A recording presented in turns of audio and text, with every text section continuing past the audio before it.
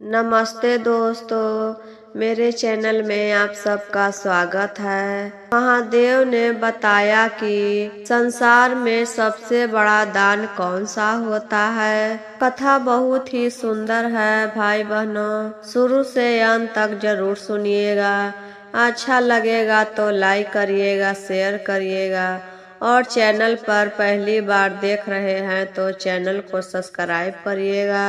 तो चलिए शिव चर्चा की सुंदर कथा सुनाती हूँ। एक बार महादेव और माता पार्वती कैलाश पर्वत पर बैठे हुए थे। माता पार्वती पूछते हैं महादेव से, स्वामी, संसार में सबसे बड़ा दान कौन सा होता है। तब महादेव कहते हैं, पार्वती, यह सवाल आपने बहुत ही अच्छा पूछे हैं। तो आज हम आपको कथा के माध्यम से बताएंगे कि संसार में सबसे बड़ा दान कौन सा होता है। एक गांव में एक राजा थे और उनका एक भी संतान नहीं था। राजा रानी दोनों प्रतिदिन शिव मंदिर में जाते थे मेरी पूजा करने, लेकिन उसने कभी भी दान नहीं किए। लेकिन प्रतिदिन मेरी पूजा करने मंदिर में जाते थे। तो आगे सुनिए पार्वती। एक दिन राजा जब मंदिर जा रहे थे तो एक औरत सवेरे सवेरे बाहर झाड़ू लगा रही थी और राजा को देखकर वह जल्दी से अंदर चली गई। राजा यह सब देखे लेकिन उससे नहीं पूछे कि मंदिर से आने के बाद पूछेंगे।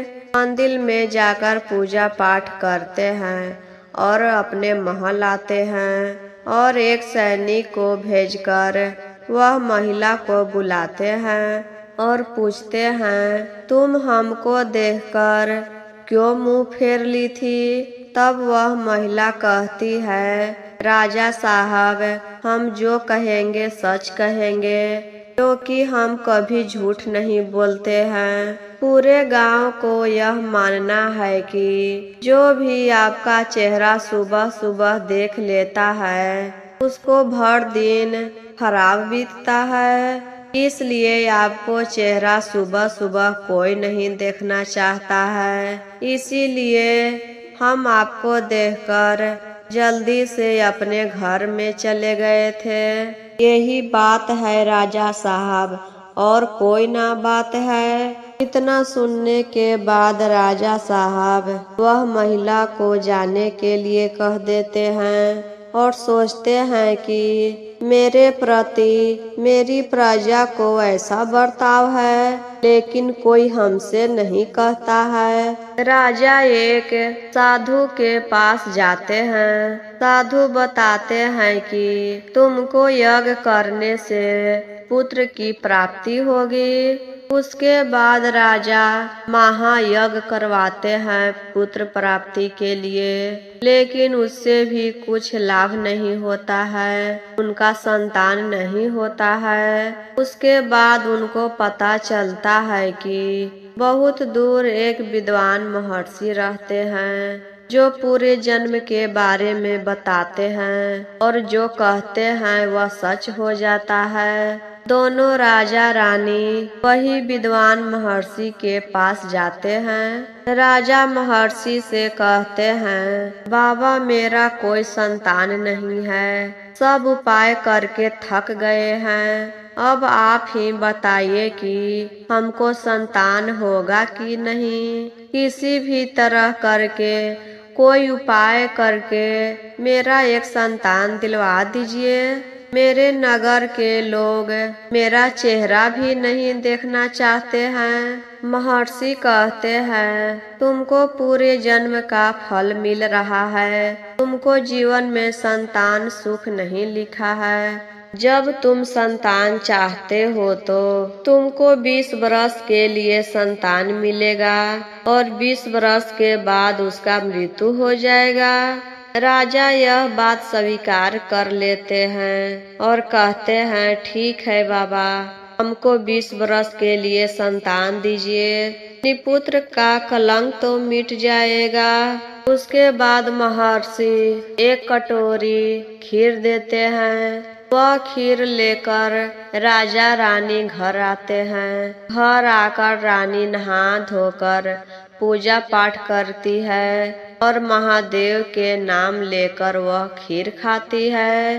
कुछ दिन के बाद पता चलता है कि रानी माँ बनने वाली है। यह बात सुनकर राजा रानी बहुत खुश हो जाते हैं और राजा खुशी के समाचार लेकर विद्वान महर्षि के पास जाते हैं। बाबा, आपके कृपा से मेरे घर में खुशियाँ आने वाला है। खुशी के समाचार सुनाकर राजा घर आते हैं और 9 महीने के बाद रानी सुंदर लड़के को जन्म देती है। लड़के को जन्म लेने पर राजा पूरे नगर में मिठाई बंटवाते हैं, ढोल नगाड़ा बजता है। उस दिन से राजा रानी खुश रहने लगते हैं और खुशी के मारे यह बात भूल जाते हैं कि उस लड़के को जन्म हुआ तो वह सिर्फ 20 साल के लिए, 20 साल के बाद वह छोड़कर चला जाएगा।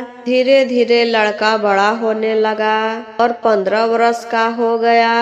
तब राजा को याद आया कि मेरा लड़का 15 वर्ष का हो गया है और 20 वर्ष के बाद यह हमको छोड़कर चला जाएगा। यह बात सोचकर उस दिन से राजा उदास रहने लगे। तब वह सोचते हैं कि क्यों न अपने राजकुमार के शादी करवा दे। शादी करने के बाद उसका कोई संतान हो जाएगा तो मेरा वंश आगे बढ़ेगा। लेकिन यह बात जानकर मेरे राजकुमार से कौन शादी करेगा।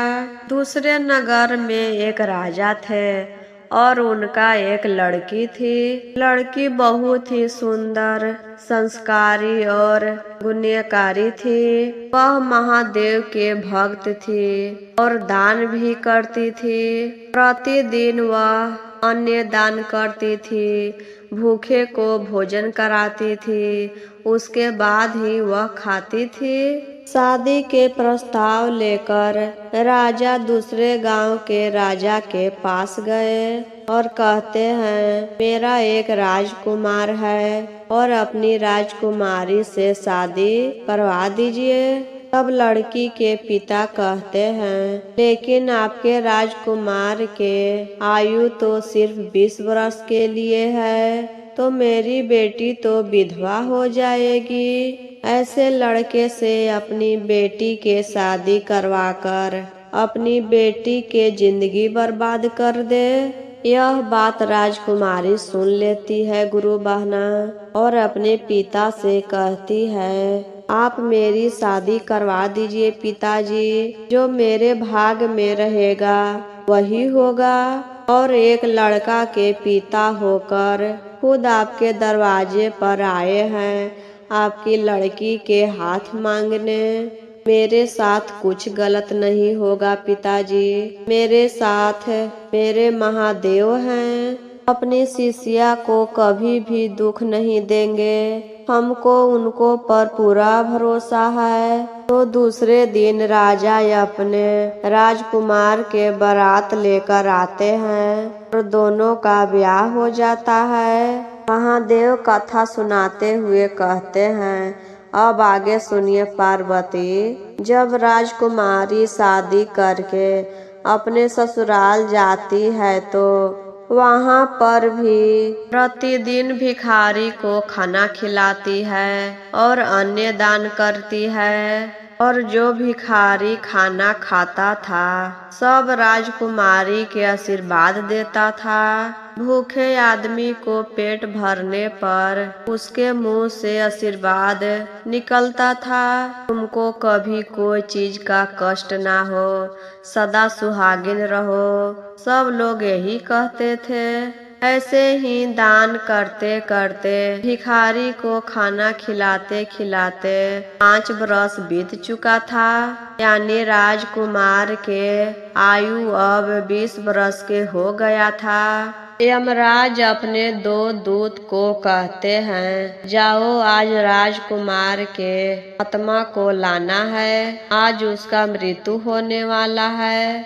राजकुमार आज बगीचे में टहलता होगा, कभी वहाँ पर एक सर्प डस लेगा और उसका मृत्यु हो जाएगा। तुम दोनों वहीं पर रहना, उसको मरने के बाद यहाँ पर ले आना। दूत यमराज के आज्ञा से पृथ्वी लोक पर आता है। तभी राजकुमार सुबह सुबह अपने बगीचे में टहल रहा था। दूत देखता है कि कब सर्प डसेगा और इसका मृत्यु होगा, और इधर राजकुमारी भिखारी को खाना खिला रही थी, अन्न दान कर रही थी। तभी दूसरे गांव के एक गरीब घर के बेटी मायके में आई थी। उसका पति बहुत ही मारता पीटता था, शराब भी पीता था, इसीलिए वह भागकर अपने मायके में चली आई थी। और उसकी एक छोटी लड़की थी जो दूध पीती थी। गरीब होने के कारण कई दिनों से खाना नहीं खाई थी और बच्चा को पिलाने के लिए दूध भी नहीं हो रहा था, तो बच्चा भी रो रही थी, लेकिन कोई उसको खाना नहीं दे रहा था। गुरु बहना, अब लड़की अपने पिता से कहती है, पिताजी सुनते हैं दूसरे गांव में एक राजकुमारी है जो भूखे को खाना खिलाती है और अन्न दान करती है। आप वहीं पर जाइए, मेरे लिए कुछ खाना लेकर आइए पिताजी, बहुत जोर से भूख लगा है। तब उसके पिता राजकुमारी के दरवाजा पर आते हैं तो देखते हैं कि यहाँ पर सब लोग खाना खा चुके हैं, अब खाना नहीं है। तब राजकुमारी को देखकर कहते हैं, बेटी बहुत जोर से भूख लगा है, खाना खिला दो। राजकुमारी कहती है, बाबा अब तो खाना खत्म हो गया, पहले से आते। गरीब आदमी कहता है, बेटी हमको खाना मत खिलाओ, लेकिन थोड़ा सा खाना मेरी बेटी के लिए दे दो। मेरी बेटी बहुत भूखी है और उसको एक गोदी में बच्ची है, भूख के कारण वह भी रो रही है। तब राजकुमारी कहती है, ठीक है बाबा, हम खाना लेकर आते हैं। राजकुमारी अपने पति के लिए खाना रखी थी, तो वह सोचती है कि यही खाना दे देते हैं, मेरे पति तो अभी घूमने गए हैं, उनके लिए हम दूसरा खाना बना देंगे। तो अपने पति वाला खाना दे देती है और साथ में अनाज भी देती है। वह खाना लेकर अपनी बेटी के पास आते हैं। बेटी खाना खाती है, उसको पेट भरता है तो दिल से दुआ निकलता है। वह अपने पति के लिए खाना रखी थी और हमको दे दी। महादेव आप उसको सदा सुहागन बनाए रखिएगा, उसको कभी कोई चीज के कष्ट ना हो।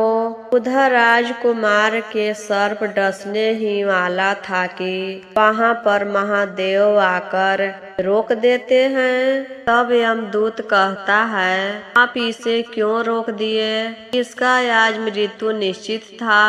महादेव कहते हैं, अब इसका आयु 100 वर्ष का हो गया है, क्योंकि राजकुमारी को बहुत आशीर्वाद मिला है सदा सुहागिन होने का।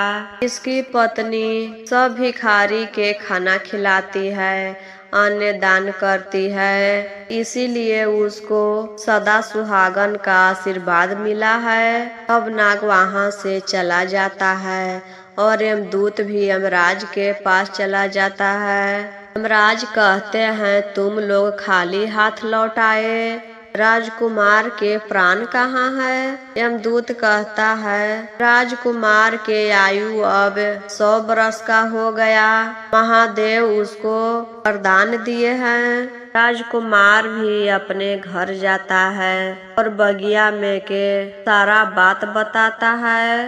यह सुनकर राजा रानी बहुत खुश हो जाते हैं। चलो अब मेरा बेटा अमर हो गया। उस दिन से सब लोग मिलकर भिखारी को खाना खिलाते थे, पूरे गांव में अनाज बांटते थे।